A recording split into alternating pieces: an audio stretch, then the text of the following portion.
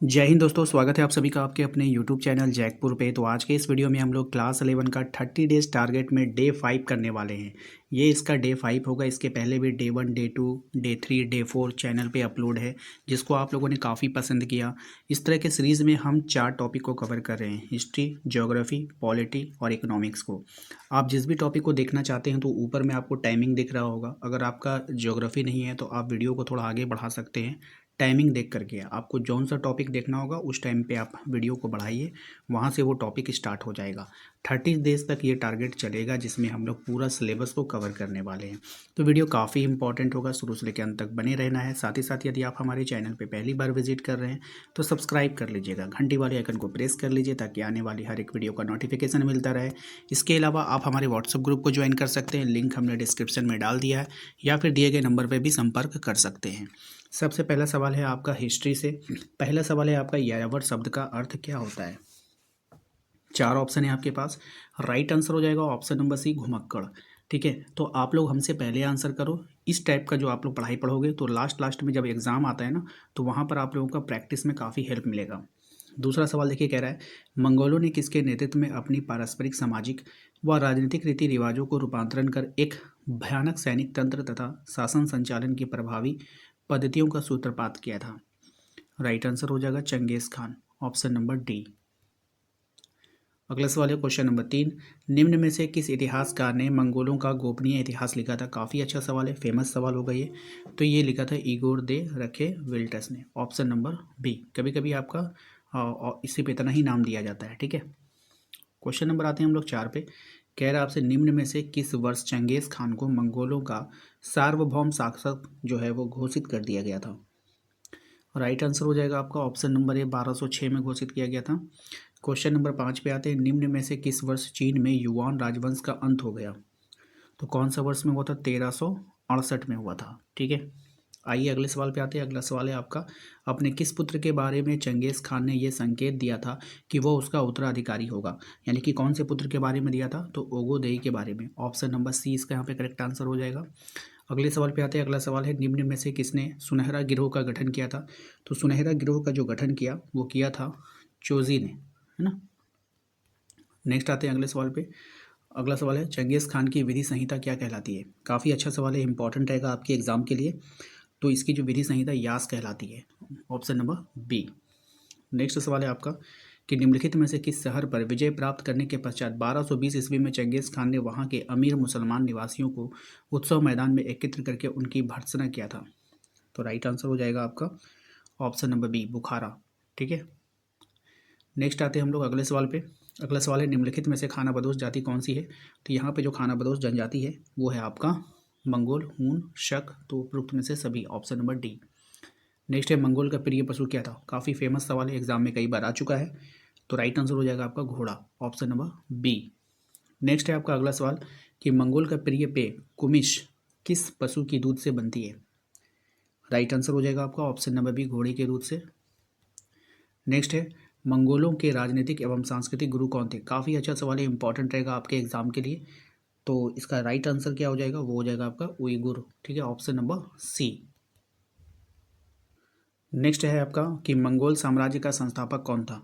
तो मंगोल साम्राज्य का जो संस्थापक था, ये भी सवाल काफ़ी अच्छा है, इंपॉर्टेंट रहेगा आपके एग्जाम के लिए। तो Changez Khan, option number A. Next है, चंगेज़ खान ने अपनी राजधानी कहाँ स्थापित किया? तो चंगेज़ खान ने जो अपनी राजधानी को स्थापित किया था वो किया था काराकोरम में, ऑप्शन नंबर सी इसका करेक्ट आंसर हो जाएगा। चंगेज़ खान की मृत्यु कब हुई थी? ये भी सवाल काफ़ी अच्छा है, बार बार एग्जाम में आता है। तो इसकी मृत्यु हुई थी 1227 ईस्वी में। नेक्स्ट है कि मंगोल के आचरण हेतु यास का प्रतिपादन किसने किया? तो मंगोल के आचरण हेतु यास का जो प्रतिपादन किया था वो किया था चंगेज़ खान ने, ऑप्शन नंबर बी। नेक्स्ट है आपका कि चंगेज़ खान का जन्म कब हुआ था? तो चंगेज़ खान का जन्म हुआ था आपका 1162 में, ऑप्शन नंबर ए। नेक्स्ट है, चंगेज़ खान का प्रारंभिक नाम क्या था? ये आपको बतानी है। तो चंगेज़ खान का जो प्रारंभिक नाम था तेमुजिन था, ऑप्शन नंबर बी। नेक्स्ट है क्वेश्चन नंबर 20 कि चंगेज़ खान के पिता किस कबीले के मुखिया थे? तो चंगेज़ खान के जो पिता थे वो कौन से कबीले के? तो कियात कबीले के मुखिया थे, ऑप्शन नंबर बी हो जाएगा। क्वेश्चन नंबर 21 पे आते हैं। कह रहा है चंगेज़ खान मंगोलिया का शासक कब बना था?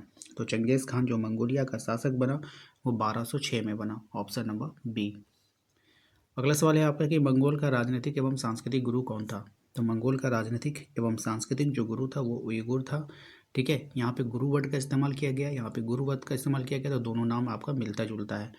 ठीक है, चंगेज़ खान की विधि संहिता को क्या कहते हैं। तो चंगेज़ खान की जो विधि संहिता है, अभी आपने इसके पहले भी पढ़ा था कि यास होता है। नेक्स्ट है आपका क्वेश्चन नंबर 24 एंड 25, ध्यान दीजिएगा। कह रहा है कि मंगोलिया कहाँ स्थित है। ये सवाल भी कई बार एग्जाम में आ चुका है, तो एशिया में है। बर्बर शब्द यूनानी भाषा के किस शब्द से बना हुआ है। तो बर्बर शब्द जो बना है वो बार बरोस से बना है। ऑप्शन नंबर बी इसका यहाँ पे राइट आंसर हो जाएगा। तो दोस्तों अब हम जो सवाल देखने वाले हैं वो देखने वाले हैं आपके ज्योग्राफी यानी कि भूगोल के इम्पोर्टेंट सवाल जो आपके एग्जाम के लिए इम्पोर्टेंट होगा। सबसे पहला सवाल देखिए, आपके निम्नलिखित में से कौन भूगर्भ की जानकारी का प्रत्यक्ष साधन है।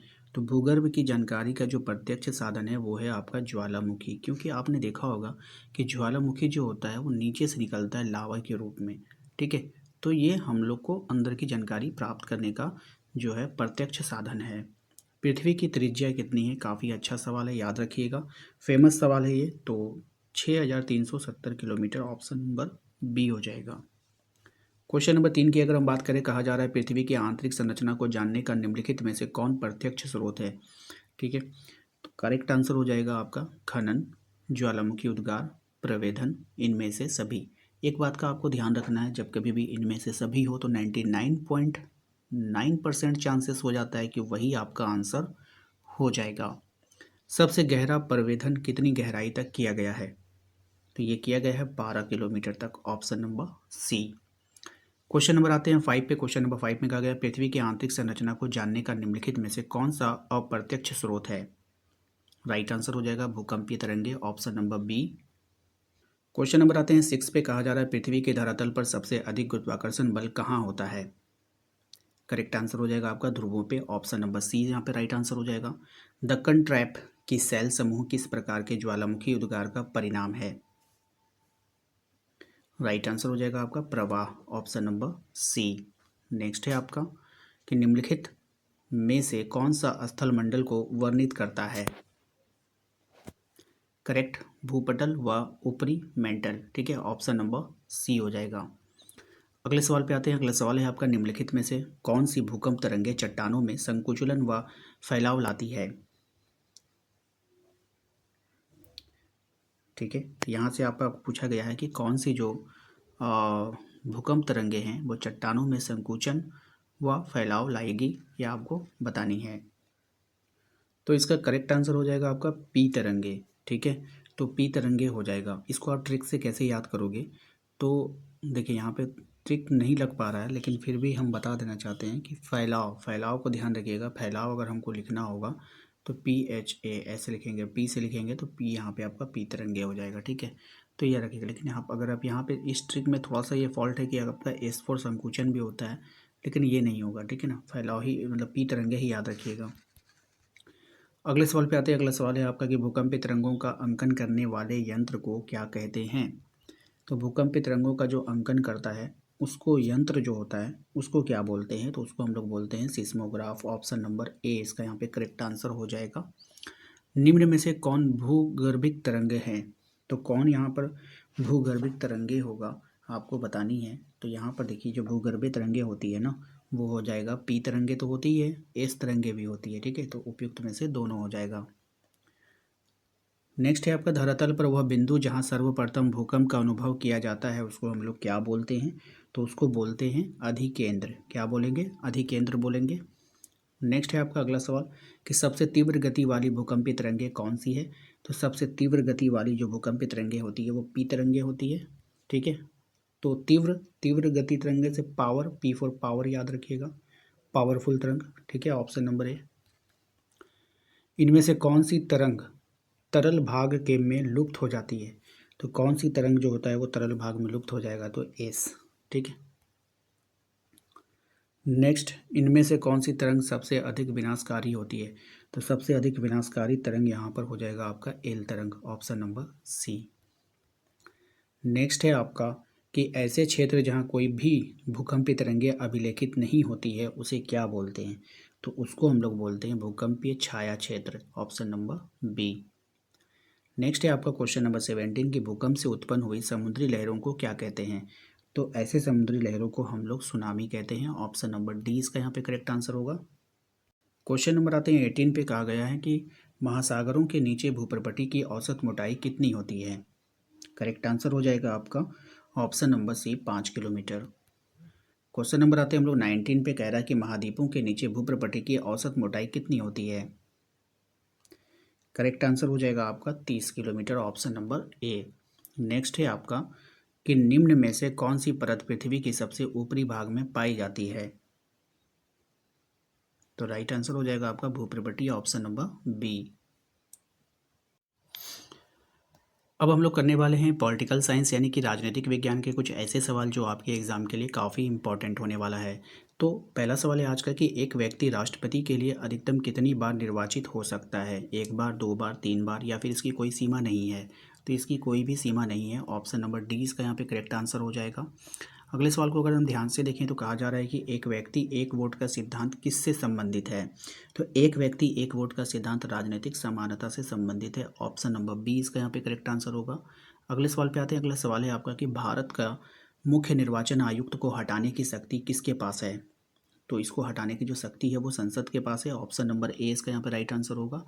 मत देने का अधिकार किस प्रकार का अधिकार है, यानी कि वोट देने का जो अधिकार है वो किस प्रकार का अधिकार है। तो एक राजनीतिक अधिकार है। ऑप्शन नंबर सी हो जाएगा। अगला सवाल है आपका राज्य के चुनाव आयुक्त की नियुक्ति कौन करता है। तो राज्य में जो चुनाव आयुक्त है उसकी नियुक्ति को कौन करेगा ये आपको यहाँ पर बतानी है।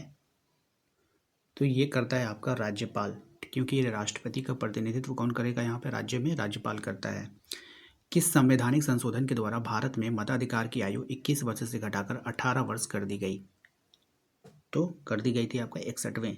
Option number A. ठीक है।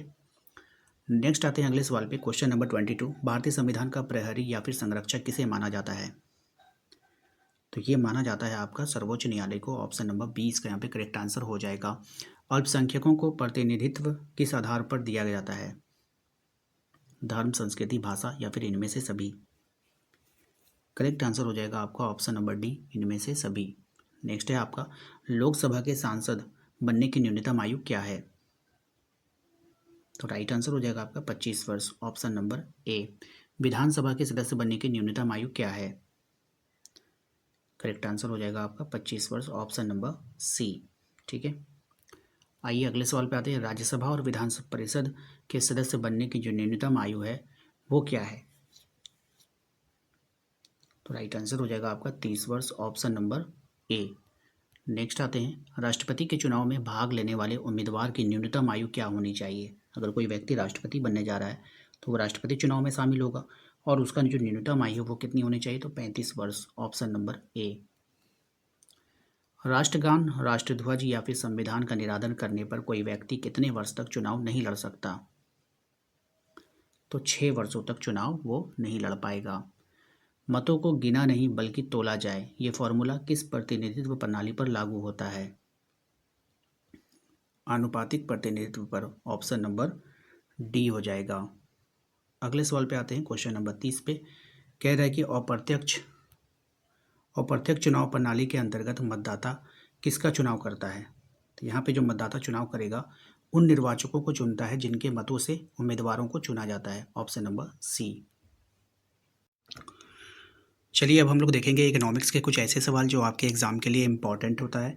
देखिए यहाँ पे पहला सवाल है आज का कि अपरिष्कृत आंकड़ों को क्रमबद्ध कैसे कर सकते हैं। तो इसको जो हम लोग क्रमबद्ध करेंगे वर्गीकरण के द्वारा करेंगे। ऑप्शन नंबर सी इसका यहाँ पे करेक्ट आंसर हो जाएगा। अगला सवाल देखिए क्या है हमारा, कह रहा है अपरिष्कृत आंकड़ों को संक्षिप्त एवं बोधगम्य बनाया जा सकता है किस प्रकार। तो वर्गीकरण के द्वारा। ऑप्शन नंबर डी इसका यहाँ पे राइट आंसर हो जाएगा। क्वेश्चन नंबर आते हैं 3 पे कि आंकड़ों को जब समय अवधि के आधार पर वर्गीकृत किया जाता है तो क्या कहलाता है। राइट आंसर देखिए इसका क्या हो सकता है। तो ऑप्शन नंबर सी कालानुक्रम वर्गीकरण। Option number C. Question number आते हैं 4 पे कह रहा है कि गेहूं की उपज भारत के किस राज्य में सबसे अधिक होती है, यह किस प्रकार का वर्गीकरण होगा। करेक्ट आंसर हो जाएगा स्थानिक वर्गीकरण। ठीक है। यहाँ पे किस नहीं होगा, किसी होगा। ठीक है, किसी राज्य में सबसे अधिक होती है, इस तरह से बनेगा। क्वेश्चन नंबर 5 में ये कहा जा रहा है आपसे कि लिंग के आधार पर भारतीय जनसंख्या को पुरुष एवं महिला 2 वर्गों में विभाजित करना निम्न में से किस वर्गीकरण का उदाहरण है? राइट आंसर हो जाएगा आपका गुणात्मक वर्गीकरण। ठीक है, ऑप्शन नंबर डी। नेक्स्ट है आपका क्वेश्चन नंबर 6 को ध्यान से देखिएगा। कहा जा रहा है आपसे ऊंचाई, भार, आयु, छात्रों के अंक आदि विशेषता के आधार पर वर्गीकरण जो होता है उसको हम लोग क्या बोलते हैं? तो उसको मात्रात्मक वर्गीकरण बोला जाता है, क्योंकि ये सब मात्रा में हम लोग उसको लिख सकते हैं। ठीक है, नेक्स्ट आते हैं अगले सवाल पे कि गणित के प्राप्तांकों का वर्गीकरण क्या कहलाएगा। अब गणित का जो प्राप्तांक होता है उसका वर्गीकरण जो होता है वो क्या कहलाता है? तो मात्रात्मक, क्योंकि उसमें भी मात्रा होती है ना। चलिए अगले सवाल पे आते हैं। अगला सवाल है आपका कि परिवर्तन के आधार पर चर को कितने वर्गों में वर्गीकृत कर सकते हैं? तो परिवर्तन के आधार पर जो चर को वर्गीकृत किया जाता है 2 वर्गों में कर सकते हैं। परिष्कृत आंकड़ों को मात्रात्मक चर में कैसे वर्गीकृत किया जा सकता है? तो इसको हम लोग करेंगे बारंबारता वितरण में। ऑप्शन नंबर सी हो जाएगा यहाँ पे करेक्ट आंसर। नेक्स्ट आइए देखते हैं अगला सवाल। अगला सवाल है आपका कि बारंबारता वितरण सारणी में प्रत्येक वर्ग किससे घिरा होता है? तो यहाँ पर जो प्रत्येक वर्ग घिरा होता है वो होता है आपका वर्ग सीमा से। ऑप्शन नंबर सी हो जाएगा। नेक्स्ट है आपका 20 से 30, 40 से 50 में निम्न वर्ग सीमा कौन सा होता है? ये आपको पहचाननी है। तो यहाँ पे हो जाएगा 20 से 40। ठीक है, बस में निम्न वर्ग सीमा क्या हो जाएगा? 20 और 40। तो इसका देखिए, इसका निम्न क्या हो जाएगा? सबसे छोटा वाला, और इसका निम्न क्या हो जाएगा? सबसे छोटा वाला। तो यहाँ से 20 और यहाँ से 40, इसलिए लिखा गया है 20 और 40। ठीक है, इस बात का ध्यान रखिएगा। क्वेश्चन नंबर आते हैं 12 पे। कहा गया है कि आपसे उच्च वर्ग सीमा तथा निम्न वर्ग सीमा के बीच का जो अंतर होता है वो क्या कहलाता है? तो वो कहलाता है आपका वर्ग अंतराल। ऑप्शन नंबर सी हो जाएगा। नेक्स्ट आपसे देखिए क्या कह रहा है कि वर्ग चिन्ह या वर्ग मध्य बिंदु का सूत्र क्या होता है?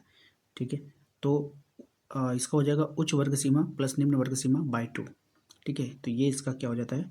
फॉर्मूला हो जाता है। इसके द्वारा जो हम लोग वर्ग चिन्ह या फिर वर्ग माध्य निकाल सकते हैं ना। चलिए अब देखिए यहाँ पे बोला है वर्ग, ये वाला वर्ग में और ये वाला वर्ग में उच्च वर्ग सीमा कौन से हैं? तो उच्च क्या हो जाएगा? 20, यहाँ पे हो जाएगा 40। तो 20 और 40 कहाँ है? ऑप्शन नंबर डी में। तो ऑप्शन नंबर डी इसका करेक्ट आंसर हो जाएगा। क्वेश्चन नंबर 15 को अगर हम ध्यान से देखें तो कहा जा रहा है कि किसी बराबरता वितरण का आलेखीय प्रस्तुतीकरण क्या कहलाता है? तो ये कहलाता है आपका ऑप्शन नंबर बी, बारंबारता वर्ग।